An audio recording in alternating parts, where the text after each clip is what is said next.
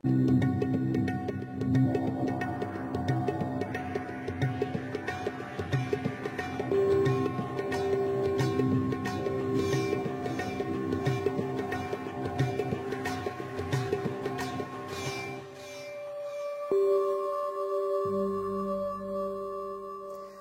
à toutes, bonjour à tous. Nous sommes très heureux de vous retrouver ce dimanche matin sur le plateau de Sagesse Bouddhiste pour la première des émissions que nous avons souhaité consacrer à 3 termes essentiels dans le bouddhisme, le karma, le samsara et le nirvana.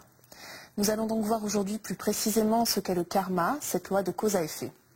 Car celui-ci est souvent source de malentendus. Comment est-il produit, par exemple? Pourquoi parle-t-on de karma favorable ou défavorable? De quelle manière pouvons-nous agir concrètement sur ce karma et le transformer? C'est ce que je vous propose de voir sans plus attendre avec notre invité.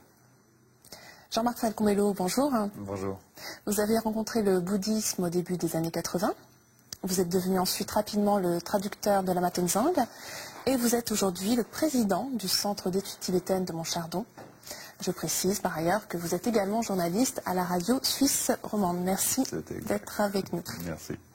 Alors, j'avais envie de vous poser une première question qui était de savoir si ces 3 termes, donc karma, samsara, nirvana, on les retrouve dans les différentes traditions du bouddhisme ou est-ce que c'est spécifique à une tradition plus particulièrement? Non, on peut vraiment dire que ces 3 termes constituent quasiment une pierre angulaire dans la pensée bouddhiste. Ils la caractérisent, ils la définissent peut-être aussi. Et non, il est évident qu'on pourrait dire qu'ils sont transversaux. Il n'y a pas de limite ni géographique ni des limites d'école. On les retrouve, ils sont vraiment... oui, vraiment, on pourrait dire que c'est un fil rouge, hein, c'est clair. Donc autant dans le bouddhisme Theravada, dans le sud-est asiatique, autant au Tibet ou au Japon, aujourd'hui ici, tout est plus confondu. On parlera de karma, on parlera de samsara, de nirvana. Et on pourrait dire que ces termes posent le cadre aussi, dans lequel va se développer, évoluer la pensée bouddhiste et la pratique bouddhiste. Parce que la pratique est directement fondée sur la compréhension qu'on doit avoir de ces termes. D'où l'importance d'ailleurs de ces termes. Très bien. Mais avant de voir plus en détail quelle est la définition plus précisément du karma, je vous propose de découvrir ce que ce mot évoque chez certains d'entre nous. Si je vous dis le mot karma, qu'est-ce que ça évoque pour vous? Karma. C'est quoi? Non. Karma, pour moi, c'est le destin, c'est ce qui nous arrive dans la vie. c'est les ondes positives ou négatives, les influences. Quelque chose qui vient de l'intérieur. L'esprit, les vies d'avant, les vies d'après. Karma, qu'est-ce que ça pourrait m'évoquer? Aucune idée. Je sais pas. Chance, avenir, destin. C'est tout ce qui est en rapport aussi avec la méditation, l'aura d'une personne ou une certaine des sensations quand on, je sais pas, des sensations quand on arrive dans un lieu ou des choses comme ça. Bien-être, massage, relaxation, voilà. L'amour peut-être. Enfin, je pense que c'est un rapport avec la religion et la façon d'être et de penser. Et le karma, c'est un système de points peut-être aussi. Alors karma, c'est une chanson de Culture Club, donc Karma Karma Léon, mais c'est aussi, comment dire, quand on est avoir un bon karma, enfin ce que j'en sais moi, c'est être plutôt quelqu'un, être dans son bon moment, on va dire, recevoir les vibrations de la bonne manière. C'est une façon de penser, une façon de réfléchir, une remise en question. On a son karma, mais c'est ressenti par les autres. C'est comme ça que je vois. C'est-à-dire que vous n'êtes pas seul avec votre karma vous le partagez, et c'est les autres qui le ressentent en fait. Alors, Jean-Marc Falcon-Mello, on a entendu des mots comme destin, par exemple, chance. D'autres personnes associent le mot de karma au mot de fatalité. Qu'est-ce que vous en pensez? Moi, j'ai juste envie de réagir quand même sur ce qu'on vient de voir. Puis, très rapidement, je suis frappé que tout le monde ait quelque chose à dire sur le mot karma. Donc, ça veut dire qu'il s'est quand même un peu inscrit dans le paysage culturel en Occident. Donc, c'est une chose importante. Alors après, finalement, il y a des tas d'éléments de réponse intéressants. Mais c'est vrai que, bon, après, c'est des manières de dire. Mais c'est sûr que pour moi, J'aurais un peu de peine à comprendre le karma comme soit quelque chose qui est très déterminé, comme par exemple un destin, ou comme une fatalité, bien sûr. Encore, pour moi, le karma est directement lié à ce que l'on comprend du terme. Si par exemple on regarde des textes, c'est intéressant de voir que... Oui, revenons un petit peu aux sources. Déjà, ce mot karma en sanskrit, qu'est-ce qu'il signifie? Alors, on y retrouve dans le mot sanskrit une racine qui est commune avec, par exemple, créare en latin, qui veut dire créer. Et en fait, les Tibétains, quand ils ont fait ce grand travail, d'ailleurs extrêmement passionnant, qui consistait à passer tout le savoir bouddhiste de l'Inde au Tibet, il y a eu un grand effort qui a été porté sur comment allons-nous dire les choses, comment allons-nous transmettre ces idées qui sont des idées clés. Et là, ils ont décidé d'appeler karma en tibétain lait. Et lait, ça signifie l'action. Ça signifie aussi le travail, par exemple. Et ça, je pense que c'est un point clé fondamental.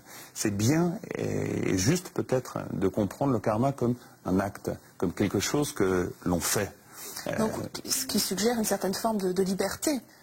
Ben oui, parce que vous avez le choix de vos actes. J'ai le choix de mes actes. Tout le monde a le choix de ses actes. Donc on est très très loin de l'idée de chance ou de l'idée de destin. On a entendu, hein, il y a ce mot chance ou d'avoir un bon karma, bien sûr. Mais il y a cette liberté qui est au cœur même de l'idée d'action. Pourquoi? Parce que l'on peut choisir. Donc ça, c'est quelque chose qui est très très important. Parce que s'il n'y avait pas cette dimension d'une action possible, ça veut dire que même le chemin spirituel qui va découler de cette compréhension n'aurait pas de sens. Ça veut dire que vous et moi, que nous tous, nous serions inscrits dans quelque chose qui est déterminé, qui est défini, dont on ne peut rien changer. Donc là, il faut voir que la pensée bouddhiste, que le Bouddha, il a donné un autre sens. Alors, tout à fait. Et la notion de causalité est donc très importante aussi dans ce mot de karma. Bien sûr, parce que à partir du moment où on dit acte, on dit qu'il y a impact, forcément. Donc il y a un effet, ça produit quelque chose. Et donc si ça produit quelque chose, je peux donc changer quelque chose. Donc ça veut dire que je peux sortir de ma condition, je ne suis plus condamné à quoi que ce soit, ni à une caste, référence forcément à un ancien système qui était celui du Bouddha, ni à ma condition actuelle. Bon, il y a des choses que je ne change pas. Je ne change pas le fait que je sois considéré comme un homme ou comme une femme, etc., que l'on habite en Occident, d'accord. Mais il y a des marges de manœuvre. C'est pas loin de la notion de libre arbitre qu'on a en Occident, et qui peut paraître un peu éloignée de la compréhension générale qu'on a de karma. Mais à mon avis, pas tant que ça. Parce qu'il n'y a de sens à réfléchir à la notion de karma que si l'on s'en empare. C'est-à-dire que dès lors qu'on comprend qu'il y a là, dans le terme, quelque chose qui est de l'ordre de l'action, et donc de la création, donc ça veut dire que moi, j'ai un levier. J'ai un levier sur moi, sur mon esprit, sur mes relations avec autrui et le monde. Bien sûr, mais concrètement, pourquoi est-ce que chacun de nos actes fabrique du karma? On a le sentiment que l'intention est très importante pour transformer notre karma négatif en karma positif, par exemple. On pourrait aller même plus loin et dire que l'intention, elle est fondamentale. C'est pourquoi je ne pense pas qu'on puisse avoir une lecture strictement morale de la notion de karma. Ce serait difficile. Pourquoi? Parce que l'on peut parfaitement produire une action avec une intention tordue, même si cette action apparaît comme bonne. Donc, toute la démarche bouddhiste, d'ailleurs, consistera à avoir assez d'écoute, assez d'introspection, assez de regard intérieur pour savoir avec quoi nous agissons, avec quel type de motivation, quelle intention. Et ça, c'est fondamental. Il y a même, par exemple, des auteurs qui diront il n'y a pas d'acte ou il n'y a pas de dharma, autre terme, mais pour dire il n'y a pas d'action ou de pratique spirituelle s'il n'y a pas qualité de l'intention. Donc c'est de l'intention que tout dépend. Donc forcément. Mais après vous parliez d'effets conditionnants, on pourrait dire. Alors là, bien sûr, parce qu'on peut très très bien le comprendre dans notre vie. Si dès lors que l'on se lève le matin, on développe une attitude, que ce soit à l'égard de soi ou des autres, qui est extrêmement négative, par exemple, forcément que ça va conditionner parfois à tel point notre ressenti que l'on peut s'enfermer. Dans le pire, ce serait par exemple un état paranoïaque. Mais on peut s'enfermer dans l'idée que l'on nous en veut, qu'il y a des ennemis de partout, etc. Cela ne vient pas du ciel, ça. Donc on retrouve la liberté. C'est-à-dire qu'à partir du moment où on comprend que l'on fabrique son environnement dans le sens de on fabrique le lieu dans lequel nous sommes, c'est-à-dire les interactions, les ressentis aussi que nous avons. Donc on peut éventuellement en sortir, donc on peut éventuellement changer quelque chose. Donc ils sont conditionnants. Très bien, donc on verra un petit peu plus tard comment faire. On évoque aussi souvent les empreintes karmiques. De quoi s'agit-il, Jean-Marc Falcon-Bello? Pour dire les choses de manière très simple, on pourrait dire les traces. Oui. Les traces dans le sens du réflexe, les traces intérieures. Alors vous avez une très belle image qui était celle du parfumage. J'aime beaucoup ce mot. Juste parce que à l'origine, c'est le sens que l'on donne au terme de bhakya, par exemple, on le dit comme ça en tibétain, mais parfumage dans le sens où, à force d'être en contact avec quelque chose, je me rappelle que Lama Tenzang utilise très souvent l'image d'un papier qui envelopperait une substance médicinale, ou un parfum, imaginons un bout de musc. Donc vous enveloppez cela, ensuite, pendant des années, vous pouvez ouvrir votre papier, avoir même perdu le muscle, le papier va sentir pendant très longtemps cette odeur. Donc, il y a d'ailleurs, il me vient une image d'un sutra qui dit, même un bois vulgaire, vous le jetez dans une forêt de bois de santal, il va finir par sentir le santal. Donc, ça veut dire que, eh bien, ce parfumage, ces traces karmiques, on peut le dire comme ça, mais en fait, ça veut dire simplement que nous portons en nous, on pourrait dire dans le tréfonds de notre conscience, parce que parfois, il y a quelque chose d'inconscient. Et donc, on se sent réagir avec cela qui nous habite. Alors on arrive déjà à la fin de notre émission. J'aimerais savoir comment est-ce que concrètement on peut tenter de transformer ce karma. Est-ce qu'il y a des actions à faire? Peut-être le purifier par exemple? Par quoi est-ce que ça passe, Jean-Marc Falcon-Bello?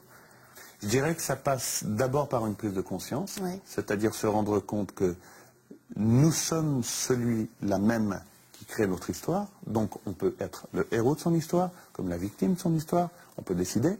Donc ça veut dire cette prise de conscience-là, et ensuite, admettons, si l'on se dit que l'on doit changer quelque chose, mettre en œuvre. Et mettre en œuvre, alors on parlera par exemple techniquement de purification, ou même de confession, il faudrait voir ce que ça veut vraiment dire, mais ça veut dire, en gros, mettre en place des actions qui vont nous permettre, mais toujours s'appuyant sur cette lucidité, sur ce regard intérieur en fait, donc des techniques, des attitudes que l'on sait avoir une portée purificatrice dans le sens de, on pourrait presque dire, reconditionnante. C'est-à-dire se défaire d'un conditionnement qui parfois est handicapant au profit d'une attitude neuve, nouvelle, qui nous libère. Et je pense que ainsi, le karma peut devenir d'abord une chose dont on se sépare, d'autre part, peut devenir quelque chose qui devient intéressant dans la mesure où on sait s'en défaire. Parce que finalement, le cœur de la question, c'est d'être libre. Et le conditionnement, et donc le karma, à partir de là, le conditionnement, c'est une forme d'enfermement. Dans des réactions toutes construites, etc. Donc être libre, quand même. Mais alors, s'il y a bien une qualité à développer, c'est la vigilance dans ce cadre. J'ai envie de dire même fondamentale. Parce que la vigilance, ça veut dire l'attention. Oui. Ça veut donc dire avoir le temps du regard sur soi, ou du regard en soi, et donc voir par quoi nous sommes conduits, en fait. Donc le karma, c'est pas une notion philosophique. Le karma, ça veut dire, finalement, qu'est-ce qui m'habite? Comment suis-je en train de réagir? Et donc là, cette qualité d'attention, cette qualité de vigilance, pour pouvoir prendre le temps de me regarder faire, de me regarder être, c'est nécessaire. Parce que sans cela, je ne peux rien changer à qui je suis. Très bien. Écoutez, je vous remercie infiniment pour ces éclaircissements. Merci. Si vous souhaitez aller plus loin, voici quelques livres que nous vous proposons. Tout d'abord, Les mots du bouddhisme, de Jean-Luc Toulabresse, aux éditions Actes Sud. De la symbolique de l'arbre à la voix du thé, de l'énigme du koan au dépouillement du zen, 60 définitions égrènent une somme de méditation et de lecture. Dictionnaire encyclopédique du bouddhisme, de Philippe Cornu, aux éditions du Seuil. Un véritable outil de consultation, d'information, de travail et de recherche, à destination non seulement des étudiants, mais également d'un large public intéressé par les divers aspects du bouddhisme. Et enfin, Chemin spirituel, petite anthologie des plus beaux textes tibétains de Mathieu Ricard, publié chez Nil Éditions. Vous pouvez voir et revoir cette émission pendant toute une semaine sur le site internet de France 2, rubrique tous les programmes et Chemin de la foi. Merci à tous de votre fidélité. Je vous souhaite une très, très belle semaine. À dimanche prochain.